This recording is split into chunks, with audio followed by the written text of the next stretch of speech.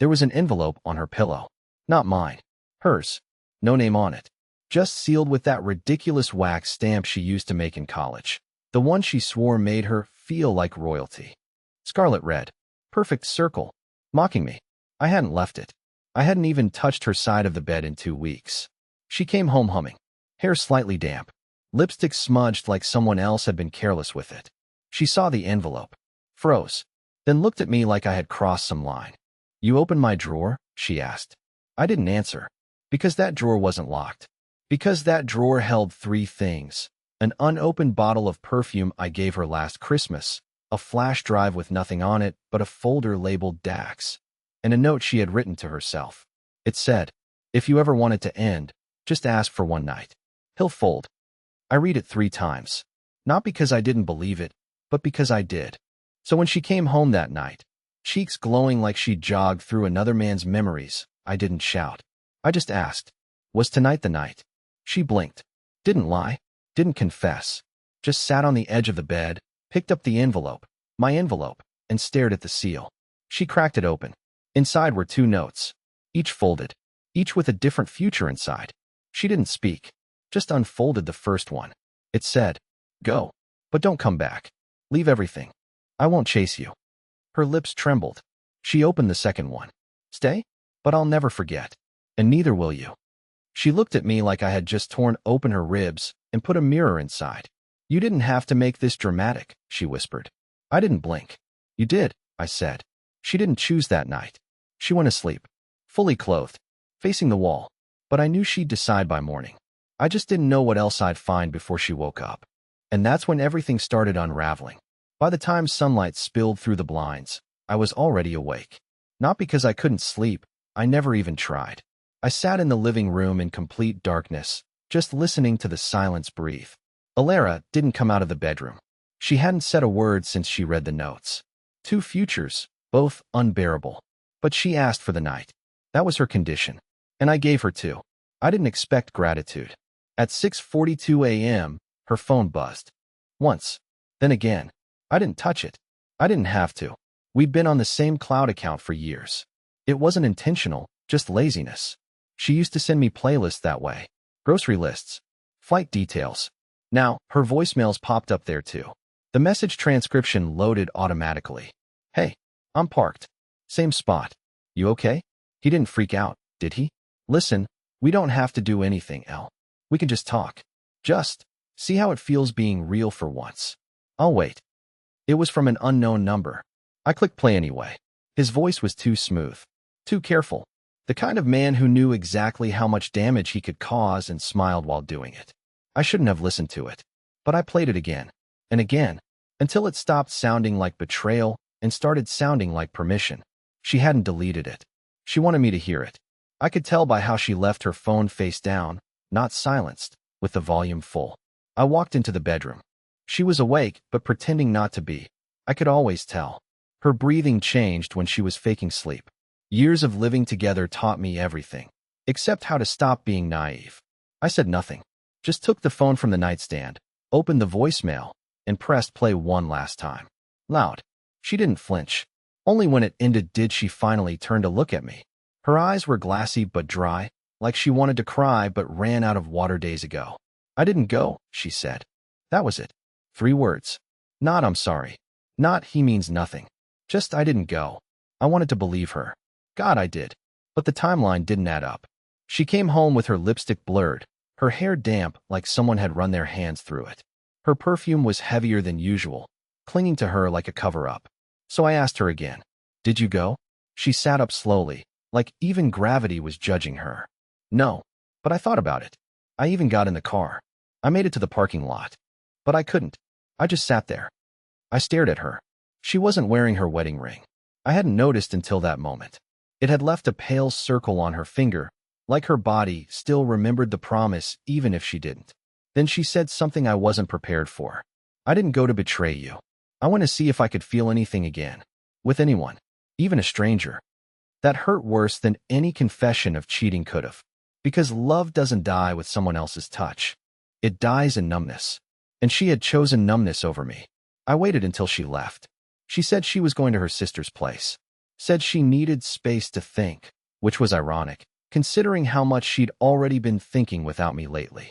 She grabbed a duffel bag and avoided my eyes the whole time. I didn't ask if she was coming back. She didn't offer an answer. Once the door closed, I went to the drawer. That stupid wooden drawer in her desk that stuck every time it rained. She didn't lock it. She never did. Part of me hoped the flash drive was gone, that she had taken it with her because it meant something. But it was still there, tucked beneath a notebook she hadn't written in since last winter. Just sitting there, waiting. It was black, unmarked, just like the one I used for backups at work. She probably figured I'd never look. But when you're handed lies, you start searching for truth in the ugliest places. I plugged it into my laptop. There was only one folder. It was called Unsent. Inside, a mess of files, short audio clips, videos, a couple of PDFs with no titles. I opened the first audio file. Just static, then her voice. A whisper. March 2nd. He didn't notice I came home late. I don't think he even asked. I clicked the second. March 14th. I almost told him today. He made me pancakes. I didn't have the heart. Then I opened the third one. March 23rd. Dax says I'm just scared. That I'm trapped. That Gilbert would forgive anything if I made it sound sad enough. That one made my skin crawl. I hit pause and sat there, the silence roaring in my ears. This wasn't just some emotional outlet. This was a timeline. A carefully documented trail of hesitation, manipulation, and self-justification. I opened the videos next. The first was a screen recording. A chat thread. Her and Dax. Dax, so he still thinks you're just disconnected? Alara, yeah? He'd believe I was abducted by aliens if I cried hard enough. They laughed, typed emojis, made little jokes about me, my sleep habits, the way I always fold my socks, the way I cried once watching a commercial. I clicked through file after file. It was all there. 2 months of digital confessions, emotional autopsies, and subtle character assassination. The most painful part wasn't the flirting or the plans. It was how small she made me sound. Like I was a leftover she didn't know how to throw away politely. And then, I found the last file. A video. 32 minutes long. No title. Just a timestamp. It started in the front seat of a car. Rain on the windshield. Streetlights bleeding through water. Alara sat in the passenger seat, looking at someone off camera. I haven't decided yet, she said. Her voice was shaking. Then the camera turned. Dax. He wasn't some charming poet with puppy eyes like I imagined. He looked like the kind of man who always believed he was doing women favors just by existing. He lit a cigarette. Inside the car. You're already here, he said. That is a decision. Then he reached out and brushed her hair behind her ear. And she let him. The video cut off there. I don't know what happened after that. Maybe nothing. Maybe everything. But what I do know is this. She filmed it. She kept it. She saved it under a folder called Unsent. Because deep down, some part of her wanted me to find it. And that part is where things started to shift. Not just between us. Inside me. I didn't eat that day. Barely drank anything, either. It wasn't dramatic starvation. I just didn't feel real. Everything around me felt like it belonged to someone else. The couch. The air. Even my own thoughts had a distant echo, like they were being broadcast from another version of me that still hadn't watched the video. By the time it got dark again, I had opened the folder 3 more times. And closed it. And opened it again. I wasn't looking for answers anymore. I was looking for permission. Some sign, some line, that she had crossed completely. A reason to be done. But instead, all I found was ambiguity. Painful, suffocating ambiguity. The kind that keeps you stuck in a purgatory where nothing is technically unforgivable, yet everything already feels dead. I opened my notes app and began writing a letter. I didn't know if I was writing a goodbye or a warning. Maybe both. It started as a confession. Then it spiraled into something else. Alara, I read everything. I watched everything. And for the first time in a long time, I'm not sad. I'm just done pretending I don't notice. You didn't kill this marriage with another man. You killed it with 100 little silences. With the way you made me apologize for being confused. With the way you laugh louder at your phone than at my jokes. You asked for one night. I gave you 2 futures. But I kept one for myself. If you're reading this, I've already disappeared. Don't come looking. Don't call. Just remember this wasn't revenge. It was self-respect. Finally. I printed it. Signed it. Folded it into thirds like a final paycheck. I slipped it into a small envelope and drove to a bank across town. not ours, somewhere she wouldn't expect. I walked in, asked to open a new safety deposit box, and handed over my ID like I'd rehearsed it. I didn't tell them what I was putting inside. They didn't ask. I placed the letter in, sealed, and left.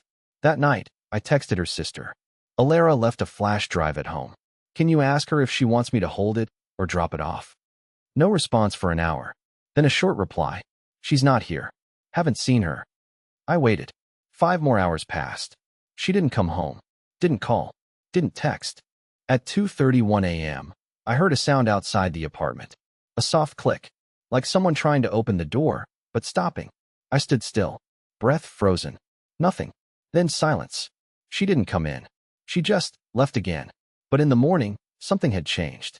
On the doormat, where we usually left takeout bags for the delivery guy, there was a small piece of paper folded into a square. No name. No signature. Just 3 words in her handwriting. I almost did. I stared at it for a long time. Not because I didn't understand, but because it meant I'd never really know. And somehow, that hurt more than if she'd just said yes. I was halfway through typing up my resignation email when the message came through. Not a call. Not a voicemail. Just a direct message request on an account I rarely used. An old photography profile I'd abandoned years ago. The username was nothing familiar. Just a string of letters and numbers. No photo. No bio. But the message? Gilbert, I know you're hurting. I think we need to talk. Before it gets worse. I stared at it for a full minute, the cursor blinking on the half-finished sentence in my email. I've appreciated the opportunity to work with. I didn't reply. 2 hours later, another message. You don't know me, but I know her, and I know what she's been planning. Still, I said nothing. Not because I wasn't curious, because I was terrified I might believe whoever this was. I clicked on the account. Nothing. Newly created. 0 followers. Following one person, me. Then a third message came. That flash drive wasn't the only one. My heart dropped into my stomach. I hadn't told anyone about the flash drive. Not even her sister. Not even in the text. I'd worded it vaguely on purpose. And yet, here was this stranger, confirming something no one else should know. So I answered. Who are you? The reply came in seconds. Let's just say I was once where you are. Not with her, but someone like her. You need to ask yourself why she saved those recordings instead of deleting them. Why she made copies. Why she documented your pain like she was filing a report. I stopped breathing. The way they phrased it.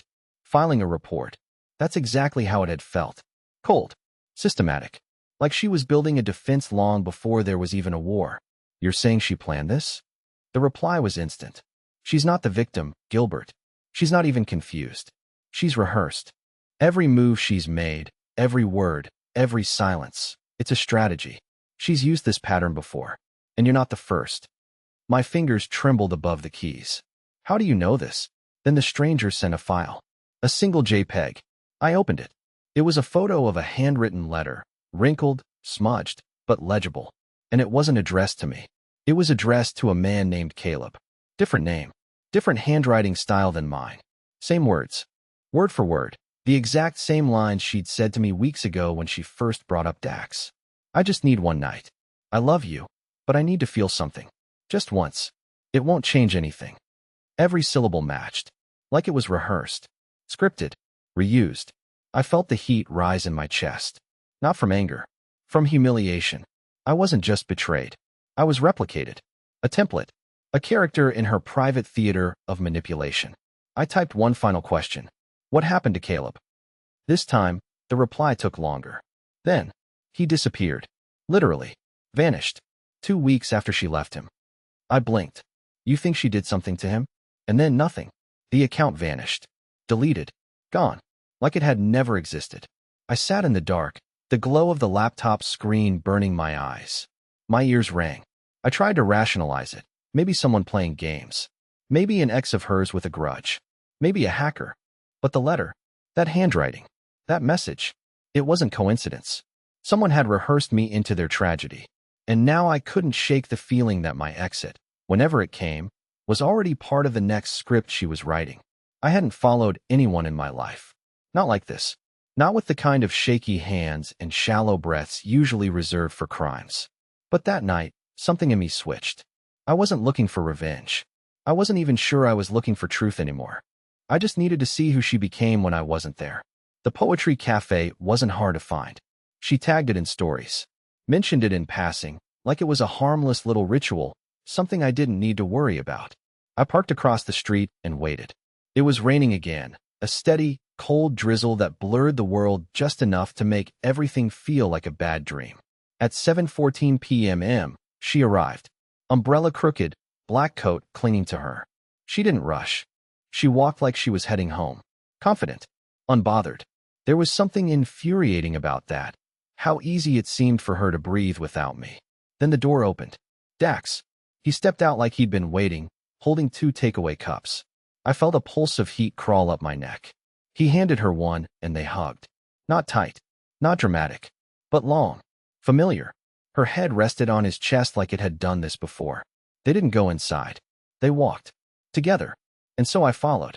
Block after block, like a ghost. I stayed half a street behind, ducking into awnings and behind bus stops. I knew how stupid this was, how dangerous, but I didn't stop. I couldn't. They reached a park near the river. Not many people around. Just the sound of wind pushing wet leaves across the path. Then they sat on a bench and talked. I couldn't hear them from where I stood, hidden behind a row of bushes. But I could see her face. Animated. Expressive. She laughed at something. He touched her hand. She didn't pull away. And then she cried. Not sobbed. Just tears. She turned away, wiped her face with her sleeve. He leaned in. She leaned back. And that's when I saw it. She gave him back something small. A USB stick. Just like the one I had found. Only, this one was red. I had never seen it before. He looked at it. Nodded. Slipped it into his coat. That was it. No kiss. No affair in the dark. Just a handoff. A transaction. She stood. He stayed. She walked back alone. I let her pass by me, never once turning her head. I stayed in the shadow, heart thudding like a drum in a tomb. I didn't go home. Not yet. Instead, I followed Dax. He didn't know I was there. He didn't even look over his shoulder. He walked like a man with nothing to fear. Confident. Calm. But when he reached his car, a silver sedan parked under a flickering streetlight, he did something strange. He took the flash drive, held it in his palm, and snapped it in half. Just like that. No hesitation. He dropped the pieces in a trash bin, wiped his hands on his jeans, and drove off. Gone. And I was left standing in the rain, watching 2 halves of a mystery melt into a puddle I'd never be able to drain. That's when I realized something that made my blood run cold. She wasn't keeping evidence. She was disposing of it. And I had just watched the final copy disappear. Or so I thought. Because what happened the next morning changed everything again. I didn't sleep. Again. I just sat at the kitchen table all night, the lights off, letting the street lamp outside carve shadows across the walls. My clothes were still damp from the rain. I hadn't bothered changing. My phone was on airplane mode. I couldn't stand the idea of another text, another lie. At 8:03 a.m., there was a knock on the door. Not the bell. A knock. 3 times. Slow. Rhythmic. Like whoever it was wanted me to listen, not just hear it. I froze. For some reason, I didn't speak. I just stood behind the door, breathing shallow, listening for footsteps. But whoever had knocked was already gone. I opened the door to a hallway full of silence. No footsteps on the stairs, no closing elevator. Just an envelope on the doormat. No name. Again, I brought it inside. The paper was thick. Not sealed. No stamp. Just folded. My hands were shaking. I didn't even try to be careful. I ripped it open. Inside were 3 photographs. No note. No explanation. Just images. The first was of me, sitting alone in my car across from the poetry cafe. Taken from above, likely a building window. I was looking at her through the windshield. Clearly visible. Clearly being watched. The second photo was darker. Grainy. A night shot of Dax standing beside his car. Flash drive in hand. Snapped mid-motion, just before he broke it. The light caught his profile. The framing was perfect. Intentional. The third photo made me sit down. It was a picture of our apartment building. My window. Taken from the outside. And taped to the corner of the photo. A small square of red plastic. Half of the flash drive. The one I had just watched Dax destroy. Someone had retrieved it. Someone wanted me to know they were watching both of us. I stared at the photos, trying to calm my breathing. My chest was tightening, like the walls were slowly leaning inward. I didn't know what was worse, that someone was tracking me, or that I still had no idea why. No phone number, no signature, no message. But the implication was loud enough. I wasn't the only one playing detective. Someone else was 2 steps ahead, and I was part of a story I hadn't written. I took out the flash drive. It wasn't labeled, just a piece of jagged red plastic. I inserted it into my laptop, half expecting it to be dead. It wasn't. There was only one file. A video. I clicked play. The screen stayed black, but the audio came through. A recording. A phone call. Dax's voice. Calm. Measured. No, I'm not backing out. She said he's folding. That he's soft. I don't care what happened with Caleb. She said this one's easier. A pause. Then a new voice. Female. Unmistakably Alara. Just don't say my name. Not on the phone. You never know who's listening. Another pause. Then a click. End of call. I sat frozen. They were planning something. They had done this before. Caleb. That name again. The one from the letter in part 5. The one the stranger said had vanished. Suddenly, a thought hit me with full force. What if this wasn't about cheating at all? What if I had never been the husband? What if I had always been the target? I didn't call her. I didn't text. I didn't send a cryptic message or confront Dax or scream into the void. I just waited. Quietly. Patiently. She came home 3 days later. No warning. No knock. Just the sound of keys turning in the lock, like nothing had changed. She walked in carrying groceries. Like she expected me to still be here, still be waiting, still be soft. And I was here. But I wasn't the same. She froze when she saw me sitting at the kitchen table. I thought, she started, setting the bag down. I didn't know if you'd still be here. I know, I said. She looked tired. Not sad. Not guilty.